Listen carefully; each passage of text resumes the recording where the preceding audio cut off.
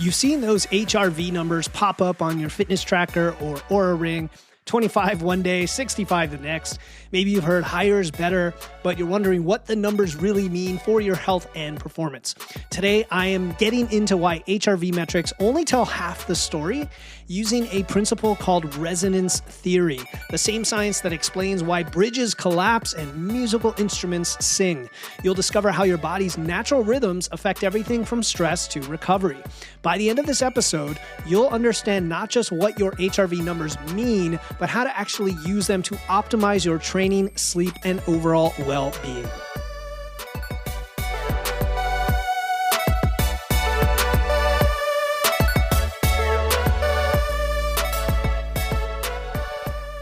Welcome to Wits and Weights, the show that helps you build a strong, healthy physique using evidence, engineering, and efficiency. I'm your host, Philip Pape, and today we're uncovering what heart rate variability, or HRV, really tells us about our bodies by looking at the science of resonance. I want to give a special shout out to Aubrey in our Wits and Weights Physique University, who asked a question related to HRV, and she said, quote, "I am not clear on what good, normal, bad numbers might be for HRV." So not only will we answer that question today, but you'll learn why focusing solely on those numbers might be missing the bigger picture of what's happening in your body. Before we dig into HRV and resonance theory, I want to let you know that if you have questions like Aubrey did, and you're not already in one of our communities, and you want to have a topic covered on the show, you can head over to witsandweights.com/question. witsandweights.com/question. Link in the show notes as well, where you can submit your question to me. You'll get a personal reply. I will answer your question, usually within a couple days max, and then you'll get featured on a future episode, and I'll even give you a shout out if you prefer. All right, so I want to start with the concept of resonance as the background.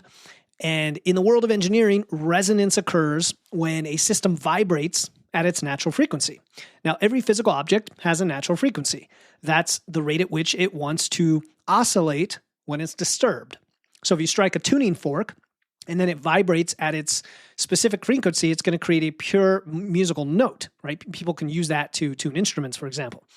If you're pushing a child on a swing at just the right timing and then they go higher and higher, this harmonious timing creates what we call resonance. The opposite happens when frequencies clash, right? A marching army is going to break step when they cross a bridge because their synchronized footsteps could match the bridge's natural frequency and cause it to collapse. I don't know if you knew that. This isn't just theoretical. It actually happened to the Broughton Suspension Bridge. I think that's how you pronounce it, Broughton, in 1831 when 74 soldiers marched across it. And then you may know the famous Tacoma Bridge that tore apart as well, kind of an example of frequencies gone wrong. And this is where it gets interesting when it comes to health and fitness. Your body operates on natural frequencies as well. Your heart beats around 60 times a minute at rest. These are averages, okay? You breathe about 12 to 20 times a minute. These are not random numbers. They are your body's natural oscillations. And when these systems are synchronized, they create what engineers would call constructive interference, which means it amplifies their effects. When they're fighting each other, you get destructive interference. And so this is why HRV numbers alone, like, let's be honest, just about any metric by itself, isn't going to tell the full story. If you have an HRV of 50, it might be fantastic for you, but very concerning for someone else. And so it's not about hitting a magic number, right? In this case, at least, it's about how well your body systems are resonating together. So I want to address Aubrey's question directly about interpreting HRV numbers. I don't want to remain theoretical here for you guys. Your HRV can range anywhere from below 20 to over 200 milliseconds. The crucial thing here that I've already alluded to is that these numbers are highly individual. I have clients with average HRVs in the 30s who are incredibly fit, and others with numbers in the hundreds who might struggle with recovery.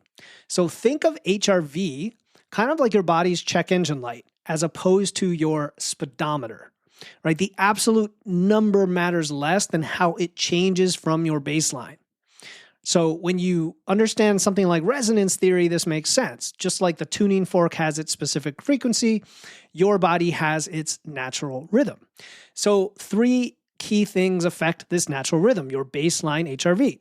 The first one is age. HRV generally decreases as you get older. Okay. And like many things when it comes to age, my big caveat here is a lot of things that happen as we age are actually tied to other variables like a loss of muscle mass, a loss of fitness, lower activity, higher stress. And we need to make sure to separate the two. But generally, if you live the average typical American's lifestyle, which is fairly sedentary, not at all what we are going for here, a lot of these things will just simply get worse with age. But we're trying to defy age, aren't we? Anyway, that's age. The second of the three is your fitness level. So it usually increases with cardiovascular fitness. Okay, and remember, cardiovascular fitness isn't just from cardio. In fact, it's predominantly because you are generally active, you walk a lot, you move, and you lift weights. It's not just because you are a runner or endurance athlete. In fact, for many people like that, they actually have issues with stress, keeping that in mind. Number three is your genetics, and that's kind of your starting point, and that's why the absolute number isn't as important as you seeing your trend over time and then making the changes to nudge it in the direction you want. Now, daily factors can then push you away from your baseline, and this is where it's kind of a chicken and egg. It's like, do you want to react to the HRV, or do you simply want to recognize that what you do is going to affect your HRV and change your behaviors? I mean, I would argue they all work together, but just keeping that in mind, poor sleep is the first one and big one that is going to knock your systems out of sync and going to cause your HRV to drop. Alcohol, huge disruptor to your natural frequency. Anybody who has an Oura ring, if you eat too late or you have too much alcohol, you're going to see your HRV be worse the next day or overnight. High stress, that creates dissonance in your autonomic nervous system. And then even things like room temperature can affect how well these resonate together. It's why we talk about having a really calm, dark, cool environment for sleep. So if you want to actually use the information, because I know a lot of you see it and you're like, okay, that's great. What do I do? Instead of chasing just a higher number, which was the chicken and egg thing I mentioned, I want you to look for patterns. Okay, patterns. First, you're going to establish your baseline. So you've got to be tracking your HRV somehow with some sort of wearable over about 2 to 3 weeks. And you notice that many things that we track when it comes to the human body, it's like you've got to do it for at least 2 to 3 weeks. It just takes time to understand these things. So 2 to 3 weeks of your normal routine, your normal living, you're going to track your HRV during sleep, because that's when external factors aren't adding noise to the system, adding extra variables. HRV during sleep is a really reliable indicator from a day-to-day trend. And then you're going to look for significant deviations. For example, a sudden drop of 20% or more below your baseline, that usually says that you have excessive stress or poor recovery. That's a sudden drop. And do we always have to be worried about that? I mean, if you got drunk last night, then that could explain it. Or if you had like an extra 2,000 calories late at night, right? And you know what causes it. Again, chicken and egg. It's like, okay, I know that happened. Move on. But it's good information to know why that the HRV dropped is because your stress level just went up because of what you just did. So it's a good way to correlate those things. That's a sudden drop. Now, a consistent downward trend over several weeks, that could indicate, for example, that your training load is too high. Maybe you're overtraining and you're getting fatigued. Assuming nothing else is pushing it up, like some new source of chronic stress or some anomalous situation like travel. But again, that's why it's good to understand. It's good to take these measurements when you're in your normal routine so that you can isolate variables. Multiple days of elevated HRV actually could be a good thing. It could indicate that you're adapting really well to training. It could also be that you just improved your sleep. Like I just started using a new pillow, sleeping on my back, and I'm monitoring my HRV. It's only been a week. I've seen it go up. I've seen it go down. I don't know if the trend has moved in one direction or not yet, because you can't tell just from a few data points, just like can't with scale weight or anything else. And then if, however, you have large day-to-day swings, so we're talking about huge ups and downs, okay, and this is different than scale weight, because the scale weight, that's actually pretty normal. With HRV, it could mean that your body's natural rhythms are being disrupted somehow, and that itself, even though it may not deviate to a certain value, the fact that it's fluctuating so much could be a red flag. So going back to resonance theory, where this becomes practical, and remember the analogy of pushing the kid on the swing just at the right time? where you can kind of work with your body's natural frequency to optimize your HRV. And if for those of you who caught my episode with Dr. Peter Martoni, he actually talked about the fact that if your HRV is higher and you're adapting well and handling stress well, it also could represent a more distinct gap between your parasympathetic and sympathetic nervous systems. Like there's a healthy separation and distinction between the two. They're not overlapping and conflicting with each other. So it kind of goes with this whole frequency resonance thing where we don't want them to clash. We want them to actually be more in sync and not interfering with each other. So if you want to optimize your HRV, a lot of this has to do with stress, but it's also recovery and training. It's the things that you're doing in between the recovery. So breathing practices, will get talked about a lot, but they're actually kind of underrated. I think even just taking 30 or 60 seconds to stop and breathe could be very helpful. People with anxiety, whether it's chronic or acute bouts of anxiety, find that breathing practices are extremely helpful because it forces you to become mindful, and it also makes your body feel safe. It feels like, hey, there's not a threat here because I'm able to focus on breathing like this. How would that even happen if I was under threat? Therefore, activate the sympathetic nervous system and relax. And it's like 6 breaths per minute tends to match your cardiovascular resonant frequency. So there is this theory that breathing in sync with your heart rate can be helpful. Now, I don't overthink it because this could stress you out. Just using a typical box breathing technique, chances are your heart itself will also match your breathing. So it kind of works that way. There's also your training. So some people are actually using the Oura Ring data to schedule their workouts when they know the HRV is at or above baseline. Now, the only problem I have with this one is if you wait till the day of and you wake up and you're like, oh, my HRV is good today, now I'm going to train. I'm not a big fan of that because I'd rather you have a training schedule that is pre-planned. And sometimes when your HRV isn't great, you can still train really well. And actually you might need the training to kind of get you out of the funk, so to speak, and help you out.